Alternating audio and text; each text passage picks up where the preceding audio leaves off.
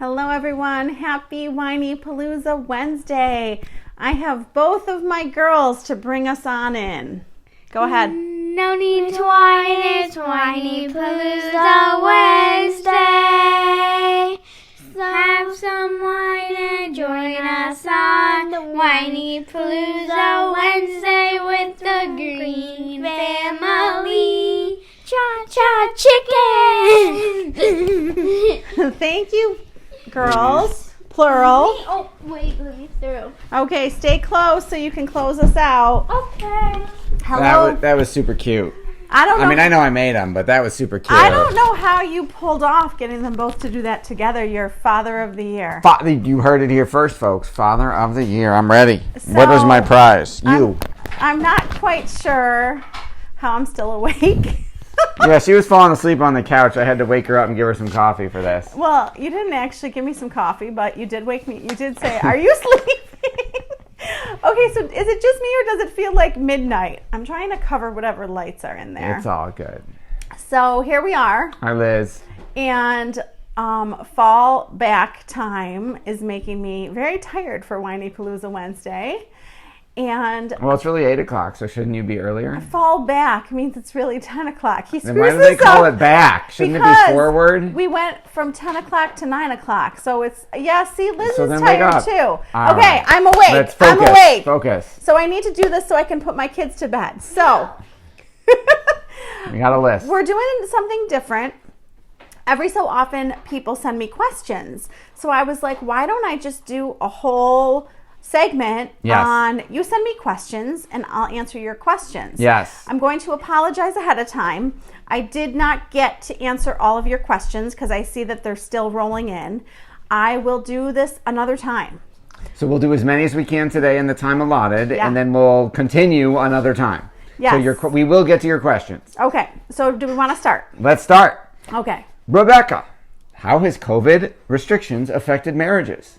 Okay, so Seth, you're going to help me with the answers. Yes. I will tell you that Seth and I got spoiled Yes. because our kids were in school 5 days a week, and Seth runs his own businesses, so he could allot time for us to go on dates when the Snuck kids out and took my wife out. and he allotted time to take me out, so we would go on dates all the time when the Breakfast, kids were in lunch. breakfast, lunch, coffee, walks. It was lovely. Yes. And then Stupid COVID. And then COVID came and shut down school, and then our kids were home all the time, and not only were our kids home all the time, but everything was closed. Even worse. So we had kids home all the time, everything Nothing was to do. closed, and we didn't date.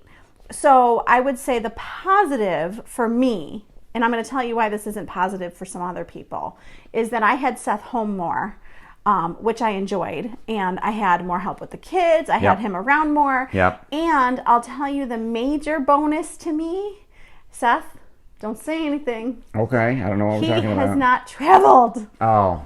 No traveling. So I have been... No traveling for work is what she means. So I have been so happy to have Seth in Buffalo since before March, whenever the last trip was. February that you made me not go to, but then they canceled anyway. Yes, I was getting nervous. Yes. So I will tell you that I think that a lot of people have not had as much time together for their marriage, and I would also answer that and say some people have had their spouses home too much.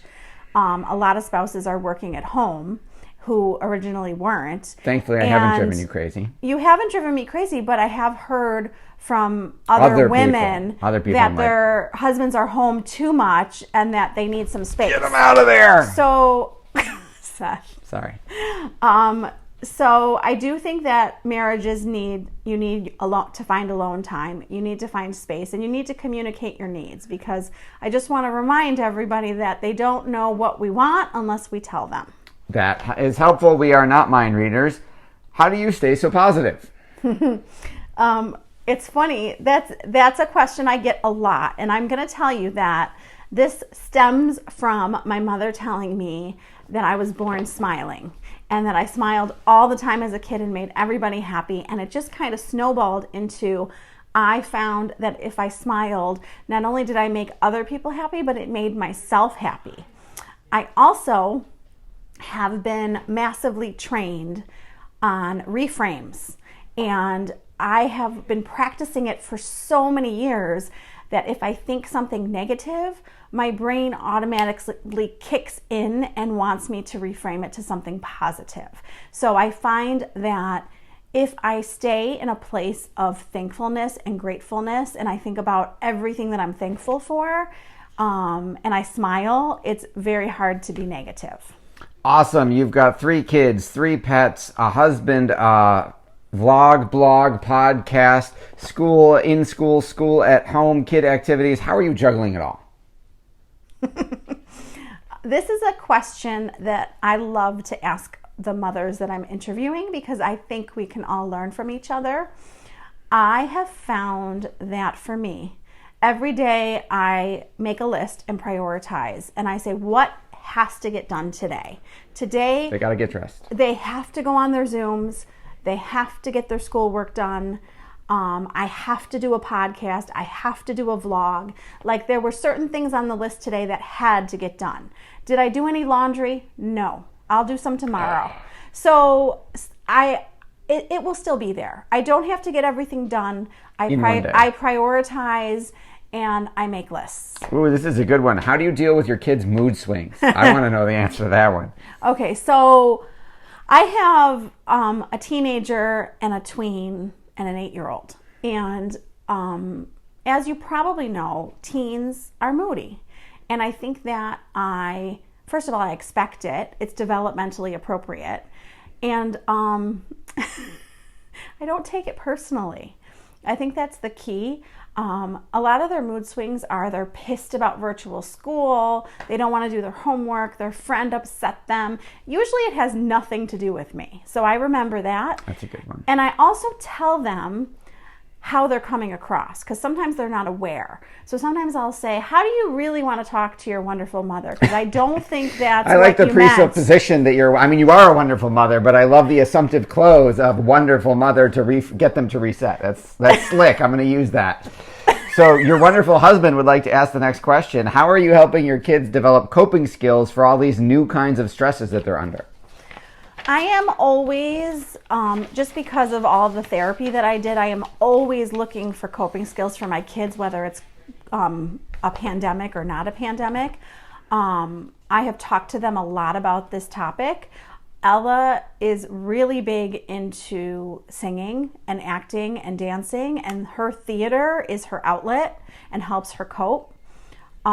Lily will dance around the house constantly, talk to her friends on the phone, and play with her toys. And we talk about what makes you feel better, what helps you de-stress. And if they say that something helps them de-stress, then I remember it and I stack it away in my toolbox and I pull it out if they're feeling stressed out. Well, why don't you go play some music and dance? It'll make you feel better. Max, we have talked about this a lot with Max, and he says that gaming helps him de-stress and just get distracted and away from anything that might be stressing him out. But I also found that he has a really good way of looking at things, and he tends to say things like, oh, it's going to be fine, to himself. He has really positive self-talk, and I talk to my kids a lot about self-talk and how they talk to themselves. And I just want you to pay attention to what do your kids do to de-stress. Pay attention to what they're doing, because sometimes when they're feeling stressed out, they're not going to remember that reading a book is going to help them. So it's a good discussion to have with them, and it's a good observation for parents to make. Yes, I also noticed he is using the punching bag as well. He is going in the basement, hitting the punching bag if he's upset, or, doing some type of exercise. Parenting is the most important job that comes without a user manual. What is the first step to be a successful parent? I laugh at the fact that people say that there's not a user manual for parenting, because I want you to go type in parenting book and laugh into Amazon and laugh at the hundreds of Thousands. Parenting books. I've read so many parenting books, and I love listening to parenting podcasts. That's another thing. Type in parenting to your podcast app. Type in parenting teens. Type in parenting toddlers. Anyways, I digress. It's all there. So what was the question? What is the first step to be a successful Okay. parent other than reading a parenting book? The only one you ever got me was What to Expect When You're Expecting, and it didn't tell me what to expect when they were 13. But I'm Okay. sure there's a What to Expect in a Teenager book. Yeah, and there's also awesome podcasts on parenting teens. That Look you at could, you with Okay. the podcast. What's the first step to be a successful Okay. parent? Okay. So I think that what I have found with children in general is that our time is number one, that they want our time and our attention. So giving them, knowing that they're a priority in your life, knowing that you want to give them your attention. And the formula that I was taught, that I try to lead every day in my life, and Seth helps me with this, is lots of love along with clear expectations and discipline. So Seth is very good at the discipline Yep. and the love, and I need a little help. You're more good at the love part. I'm more good at the love. I'm very good at clear expectations. I just need Seth to help me sometimes. I'm not naturally a good disciplinarian. That's because you're so nice. Ooh, this is both negative and positive. Most of us get into a marriage emotionally without understanding it is a lifetime of partnership. How do you build a partnership for a lifetime? That's a good question.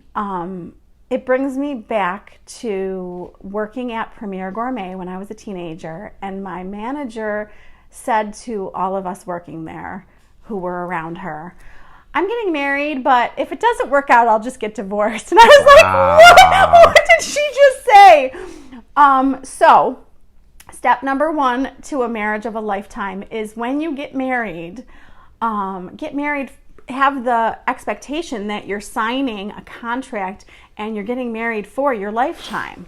And, I would say that if you are going to marry someone, if you're engaged, like I was, and you're picturing yourself running away from the altar the other way, don't marry that person. Oh boy. Okay. Anyways, that was way back before Seth. Yeah, thank you for clarifying that. Yeah, don't throw me. I wasn't there for that one. That one wasn't on me. So step number one is go into your marriage with the expectation that you're going to be married forever. If you do not want to be with this person forever, do not marry them. And put lots of, they call it deposits, put lots of little deposits, little big deposits into your marriage every day. Emotional bank account. Emotional, fill the bucket, the marital bucket. There are so many things that we put effort into: our job, our kids, our house, and our marriage deserves our attention too. And I find that all these little deposits that we put into our marriage every day, it all adds up. A happy marriage that can last. Absolutely. How do you lead a life without regrets as a parent and a spouse? Another good question. So I'm not going to tell you we don't have regrets, like over something stupid that I said the other day. Well, okay, right, I might have the regret. Right, but okay, so how do we not have regrets is the question. Yes, sorry. So I really try to not look at it as a regret, but to look at it as a learning experience. And I think that if we make a mistake and we feel regretful about it, whether it's with our kid or with our spouse, and I screw up every single day, I just really try to look at what did I do wrong in that situation, what is my part, and how can I learn from this, and what can I do different. And then it's not a regret, it's I learned something and I can do better. Yes, I was listening to one of our clients' podcasts earlier today, and he had a great quote on it. He said, "There's no failure, only feedback." I thought that was good. There's no failure. I like that.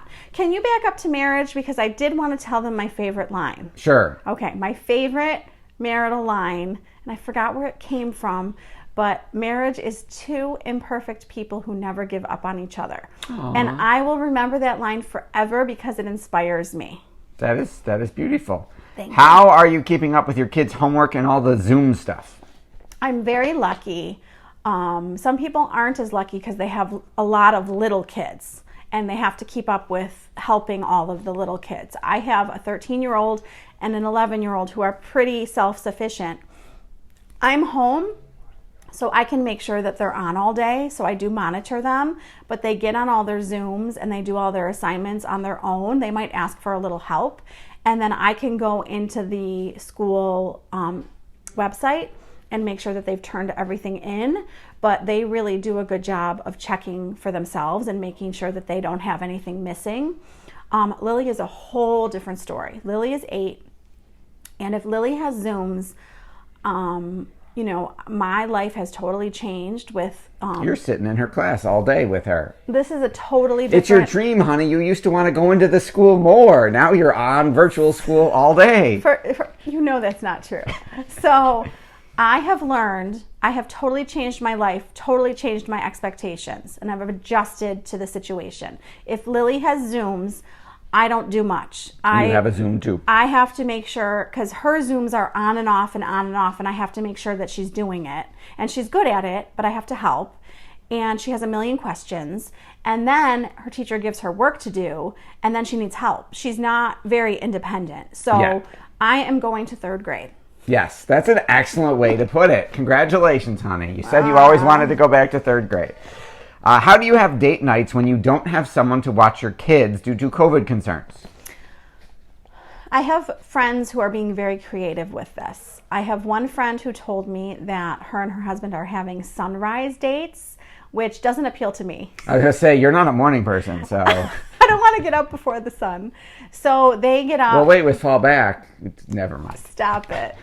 They will get up before the kids and have like a date together in the house. They will also put the kids to bed. Not them, a different couple that I know will put the kids to bed early and have a nice dinner and watch a movie together with the kids just in bed. I also know that a lot of people don't want to go to restaurants, which we won't go there because a lot of people aren't comfortable. I think that if you have a trusted, I know you're not trying, a lot of you are trying not to see people, and I don't know whose parents are comfortable helping and whose aren't, but if you have a trusted grandparent who could help you and watch your kid even in your own house so that you could have dinner together in your own house. And I know a lot of teenagers are home doing remote learning, and I'm sure they would be more than willing to come over and play with your children and occupy them. And they're remote, so they're not exposed to the germs of school. Right, so you could go to a restaurant that you feel comfortable at. The tables are spaced out well. Or you could do it in your own house, in your dining room. And I had one more thought. I'm trying to remember what it was. I have seen children setting up dates for their parents. So I have seen... Max could make you grilled cheese, honey. So I have seen kids making a menu, making dinner or lunch or whatever, setting it up for the parents. Have a ham and Swiss sandwich or Nutella. And then going away and doing their own thing and letting their parents having grilled cheese the and date Nutella sandwich that they have made for them. You're funny. I'm trying to finish my sentence. I'm sorry. So I'm just picturing that in our house. I hope that was helpful. I'm sure it was. How do you come up with ideas for your blog? You know, I don't want to say this out loud because then it's going to happen to me, but every week things present itself. I have 3 kids and a husband and pets and friends and family, and things happen every single week in my life. So what's happening this week?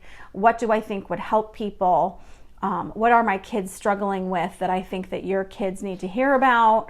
What is what can I talk about from our marriage? Yes, and I'm happy to be fodder for your blog. And you have given me suggestions. Yes, I have. And people have written to me or texted me and said, "Can you write about this?" Yes. Which I'm happy to do. Yes, we're here to serve. I love requests. Okay, other than My Fabulous Sharkpreneur podcast and your Whiny Palooza Family Friday podcast, what podcast do you listen to? I gave you a list. Oh, sorry. I'm supposed to read this one. I'm not following directions. Do you want me to read? No. The list? You listen to the Gottman Institute for Marital Tips, Power Your Parenting Great Kids, Tony Robbins. I listen to Tony. The Stay Calm Mom, Jessica, and Raising Good Humans. You also like to unwind and not think, and therefore you spend time with some Bravo Celebrity star podcasts. Fantastic. So I like to learn from other people doing parenting and marital vlog podcasts. So I like to listen to them as I'm walking my dog or doing laundry or whatever, just so I can hear how they do it. But sometimes I just want to chill and put on Mindless fluff. I'm trying to think of some of my favorite ones off the top of my head. Am I allowed to answer that? And remind you what your favorite ones are? Well, sometimes I listen to Sheena. Yeah. Oh, Lala. Yeah. You know what it is I like Vanderpump, if you watch Vanderpump. So I like to listen to the Vanderpump The girls. Vanderpump Kids. How do you keep romance at a premium when you are a business owner, mother with a bunch of kids and pets? I wasn't done with the podcast. Oh, I'm sorry. I thought you were done. I wanted to tell them that I listen to myself every Friday because, I did one today with Shelly Lefko, and she's an amazing lady, and I loved talking to her and learning from her. But I was having a conversation and asking her questions, and every Friday I listen to it because then I can learn from it. Like, what did I miss because I was so busy talking? And I can hear if there's something I want to do better. And this Friday is Rebecca L. Maddox L. Hackham. Rebecca, your name. She's sorry, honey. Okay, so I love this lady. We really connected. We could be friends. Her name, She just can't pronounce her last name. Butchered her name. Rebecca. Her name is Maddox Rebecca with a K. L. Hackham. And her mom spelled Rebecca awesome with the K.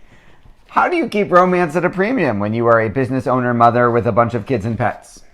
This is a good question for you, but I think that we schedule meetings and we have things on the calendar for our kids and we have things on the calendar for our business, and I think we just have to put things on the calendar for our marriage. Yes. And he does that. He is. I put her on the calendar. I book her, and she's like, "Why is my calendar pinging me?" And I'm saying, "Because I just scheduled a date with you." So he'll just put a date in the calendar, or he'll just put a podcast in the calendar and say, "Oh, you're talking to this woman," and my phone is constantly pinging, but we do schedule stuff. Yes. So I think that, don't you think that's the key? Yes, you have to make it a priority, and you have to make time for it, because if you don't make time for it, it won't happen. Yes. You're doing great. As your kids get older and have more and more sass, how do you not get angry at them when they get all sassy about tiny, insignificant things? Linda says hi. Hi, Linda. Okay, so that goes back to the moodiness, kind Yes. of the similar thing.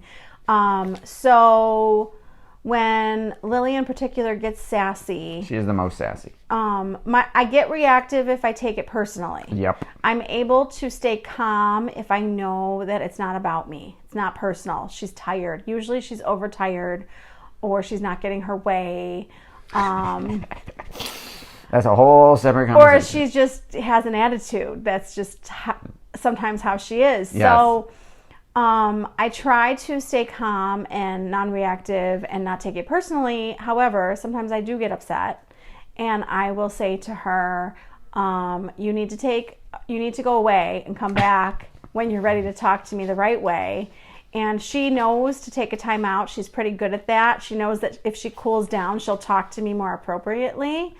And I'm trying to think what else. I think that covers it. I think it does.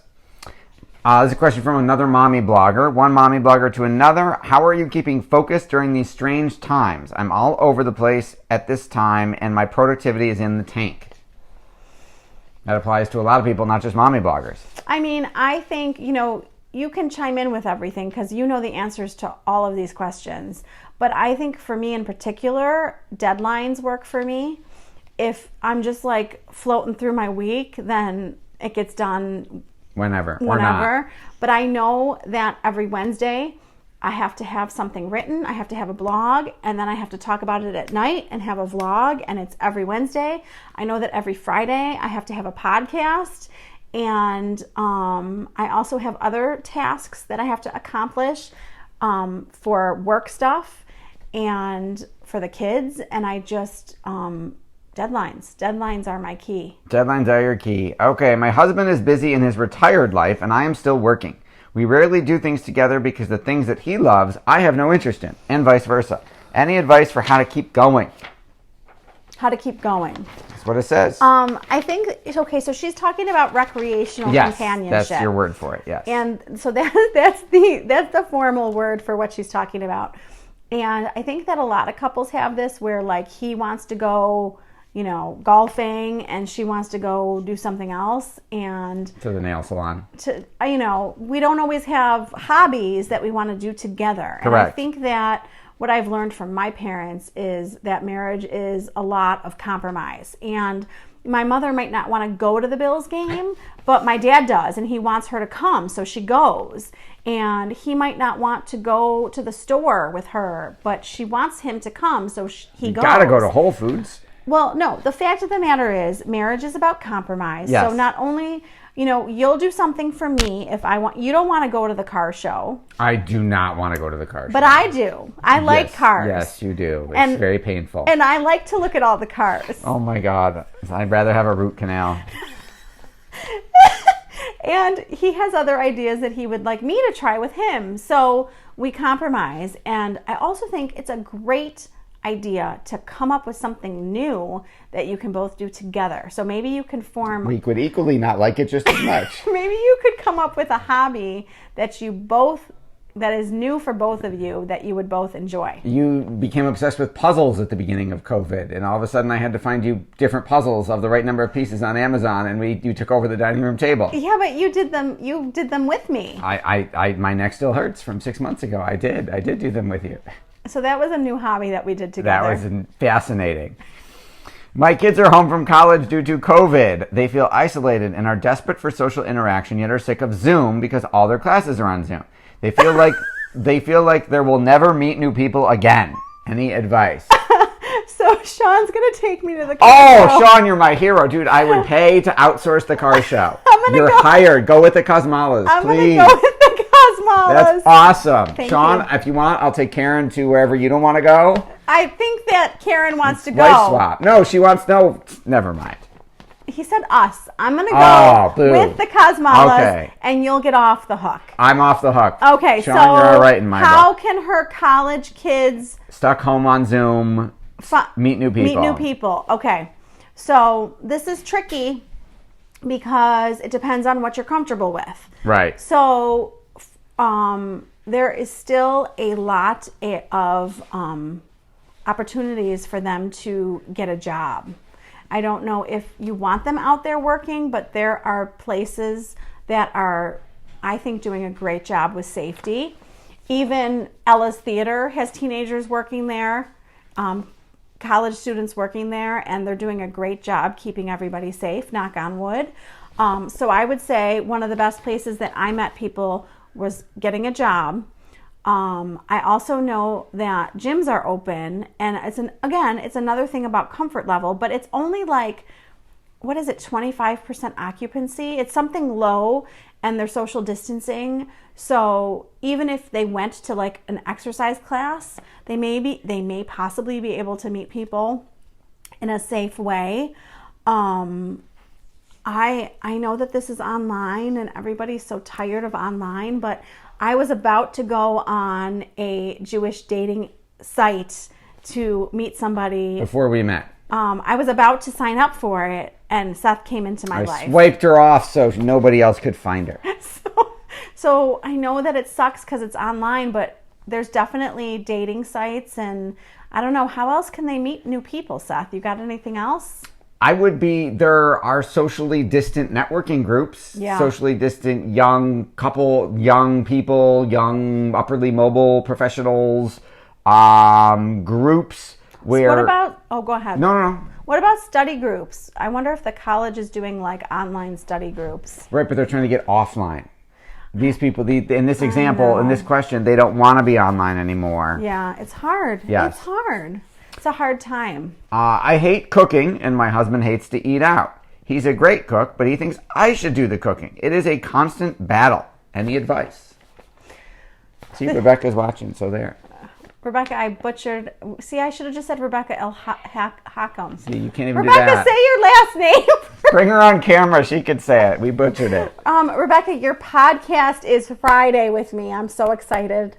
Very, very excited. It airs Friday. It airs Friday. So, okay. I hate cooking. Cooking. So again, marriage is about compromise. Where nobody gets what they want. We have to come up with something that we're all happy with. So, You don't like to cook. We're equally miserable. I'm going to finish. You don't like to cook.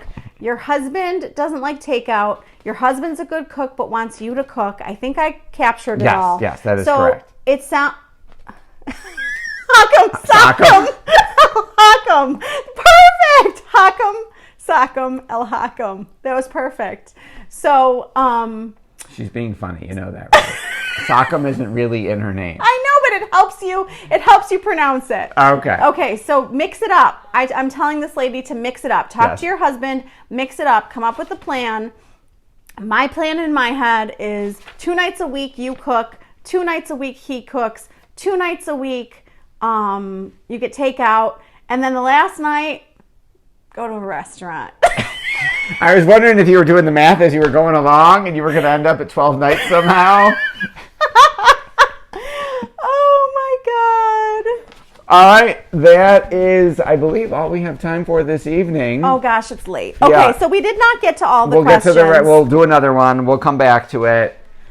I know somebody asked me, what was the question that I asked you about product reviews? Do you do product reviews? Yes, we will do, absolutely. We will do product reviews. You send it to her. She likes it. We'll talk about getting you on the show or on the podcast or on the blog or anywhere else.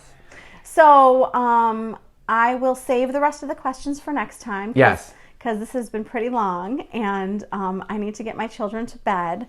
But hello, Lily. Thank you so much for joining us. Thank you for your questions. Please send questions, topic requests, and listen to my podcast. WhinyPaloozaMom@gmail.com for the questions. Check out Whinypalooza on iTunes, Google Play, Spotify, Stitcher, TuneIn, iHeartRadio, and YouTube. How do you do that? Lots of practice. Okay, ladies, take us I out. don't want to go to bed. Thank you for watching Whiny Palooza Wednesday with the Green Family. Thank you for watching. Cha-cha chicken. Thanks for watching. See you next week.